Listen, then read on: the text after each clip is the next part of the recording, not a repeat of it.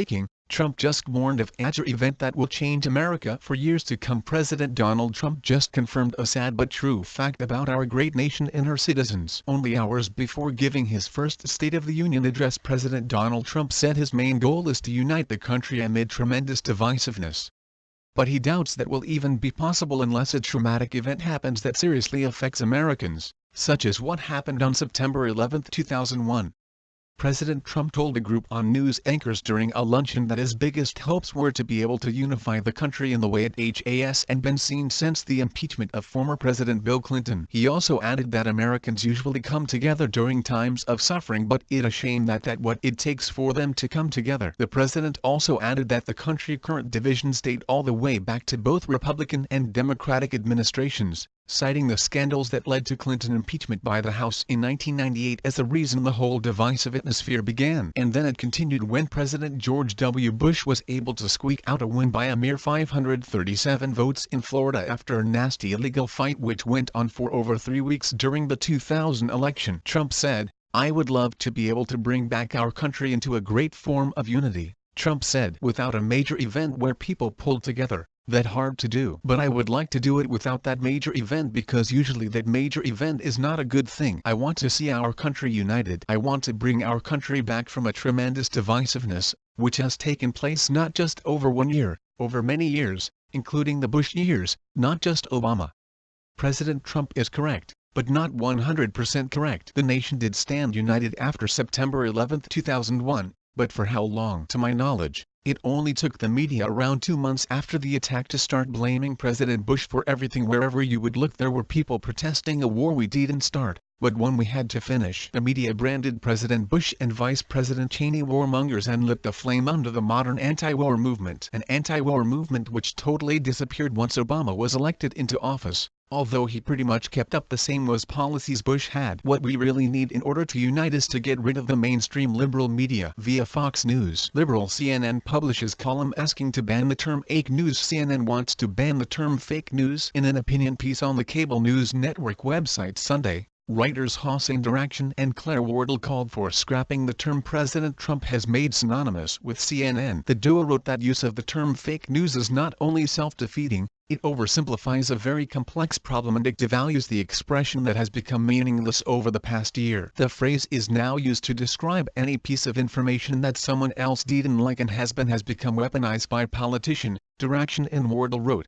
adding the term should be used when referring to clearly false content such as a viral photo of a shark swimming up a Texas highway during Hurricane Harvey. Spoiler alert, the photo was real. Darakhshan and Wardle recently co-authored a report, Information Disorder, which was commissioned by the Council of Europe. They claim the problem exists all over the world, but most Americans likely associate fake news with CNN, thanks to President Trump's relentless branding. CNN Worldwide President Jeff Zucker has implemented an anti-Trump programming strategy at the network that was once known for Ted Turner bare-bones just the facts approach to journalism. As a result, Trump refers to CNN as fake news on a regular basis and mocked the network on Twitter as recently as Monday. Establishment press outlets have spent the past year disseminating fake news while working feverishly, through their bogus and highly selective fact-checkers, to discredit legitimate center-right voices. Newsbusters contributing editor Tom Bloomer Wardle recently appeared on CNN Reliable Sources, where she told host Brian Stelter the term is being used as a weapon against the news industry and said Americans have to be much more careful about the language that is used to describe content. Darakhshan and Wardle focus on 3 different terms that can be used to replace fake news, which are misinformation, disinformation and malinformation,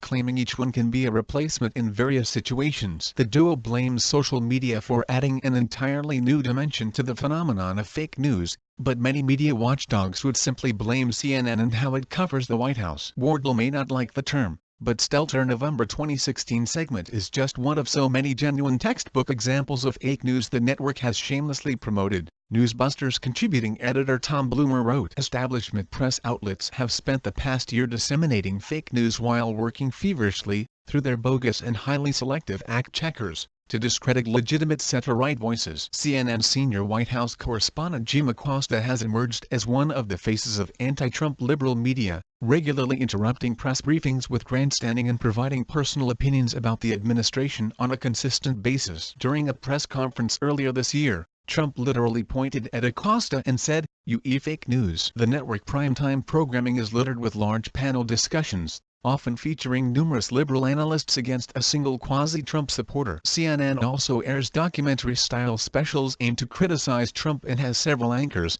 such as Chris Cuomo and Don Lemon, which have become household names simply for attacking the president on a regular basis. Trump recently suggested that Americans should have a contest between ABC, NBC, CBS and CNN to determine which news organization is the most dishonest, with the winner receiving a fake news trophy. Trump took to Twitter earlier this month to slam Zucker Network, saying he was forced to watch it while on an overseas trip to Asia and the experience reminded him why he dislikes the content with such passion. CNN White House correspondent Jim Acosta prepares to go on the air after the daily press briefing, during which he had a contentious exchanges with White House senior policy advisor Stephen Miller, at the White House in Washington, U.S. August 2, 2017. Reuters. Jonathan Ernst RC 1693 D7 before 20. While in the Philippines I was forced to watch at CNN, which I have not done in months, and again realized how bad, and fake, it is, Trump wrote. Loser. It was unclear who Trump was referring to when he ended his tweet with loser,